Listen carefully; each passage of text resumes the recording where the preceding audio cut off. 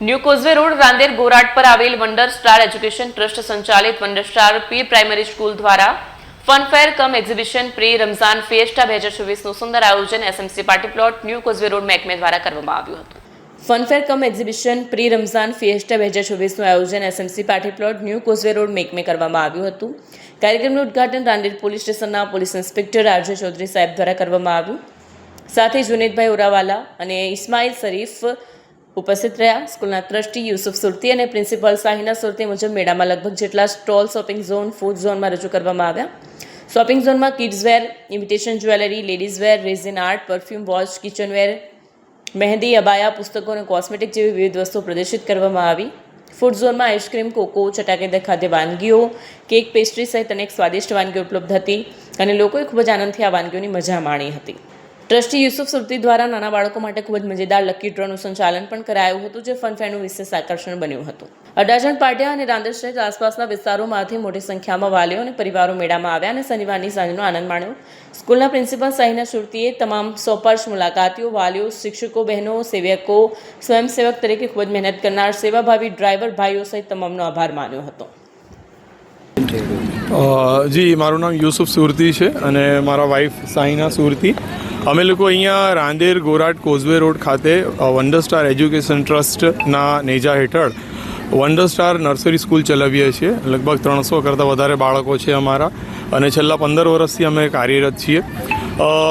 Annual functions તો અમે લોકોએ ઘણા કર્યા, બટ આ વખતે અમે મારા વાઈફને ખાસ વિચાર આવ્યો કે આપણે ફનફેર અને કંઈક નવું અલગ કરીએ. એટલે પછી અમે લોકો અહીંયા ખૂબ આભારી છીએ સ્ટેન્ડિંગ કમિટીના ચેરમેન સર, રાજન સર, કૃણાલ સેલર સર, એ લોકોએ ખાસ અમને સપોર્ટ કર્યો અને અમને આ જગ્યા એસએમસી ઓપન પ્લોટ મળ્યો અને અમે લોકો અહીંયા આયોજન કર્યું. એમાં ઘણા બધા એક્ઝિબિટર્સ છે, ફૂડ સ્ટોલ્સ ઘણા પેરેન્ટ્સે લગાવ્યા છે અને નો પ્રોફિટ નો લોસ, એક કોમ્યુનિટી ગેધરિંગ, એક પ્રોત્સાહન મળે, લોકો માટે પ્રેરક બળ સમાન આ વસ્તુ, આ ઇવેન્ટ સાબિત થાય એવો અમારો પ્રયત્ન છે.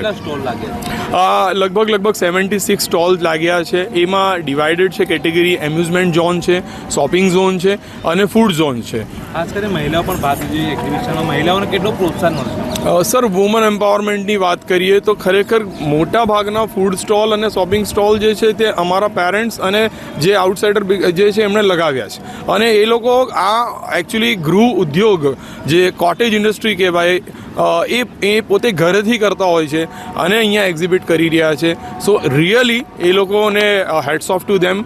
અને એ લોકો ખાલી એવું નથી કે ગૃહિણી છે, they are not just the housewife, but એ લોકો અહીંયા પોતે પોતાનું સ્કિલ્સ, પોતાના ટેલેન્ટને એક્ઝિબિટ કરે છે. સો રિયલી આ ગ્રેટ ઓપોર્ચ્યુનિટી. અમને અમારું સૌભાગ્ય છે કે અમે અહીંયા એમને આ પ્લેટફોર્મ પૂરું પાડ્યું અને અમને એક સાથ મળ્યો એમનો, તે પણ અમે એમનો પણ આભારી છીએ. રાંદેર વિસ્તારમાં આજે મેદાન છે, આપ જોઈ શકો છો. ત્યાં આગળ એક બહુ સરસ ફનફેર કમ એક્ઝિબિશનનું આયોજન થયું છે, જે આપણા વિસ્તારમાં આવેલ એક વન્ડર સ્ટાર સ્કૂલ છે. એ સ્કૂલના સંચાલકો જે મેડમ છે, એમના હસબન્ડ જે યુસુફ સુરતી સાહેબ છે, એમના બ્રધર ઇસ્માઇલ શરીફ સાહેબ છે જે ઓફિસર છે, તો એમના જે સ્ટાફ છે એમના દ્વારા આ એક પ્રી રમઝાનના દિવસોમાં જે બાળકો અને બહેનોને જે કંઈ ખરીદી માટેના સ્ટોલ છે, ખાણીપીણીના સ્ટોલ છે, બાળકોને રમવા માટેની છોટી ગેમ્સ છે વગેરે બહુ સરસ આયોજન કર્યું છે. અને આનાથી અમે અત્યારે વિઝિટ કરી, મને લાગે છે કે આમાંથી બહુ સારી ક્રિએટિવિટી પણ મળે છે કે જે સ્ટોલ રાખ્યા છે એક બેઝિક લેવલ પર પોતે શું એક્સપોઝર કરી શકે છે, પોતાની શું ક્રિએટિવિટી બહાર આવી શકે છે, તો એ આ ચોખ્ખું આપણને દેખાઈ આવે છે. તો ખૂબ આયોજન છે, ખૂબ સરસ છે. ધન્યવાદ.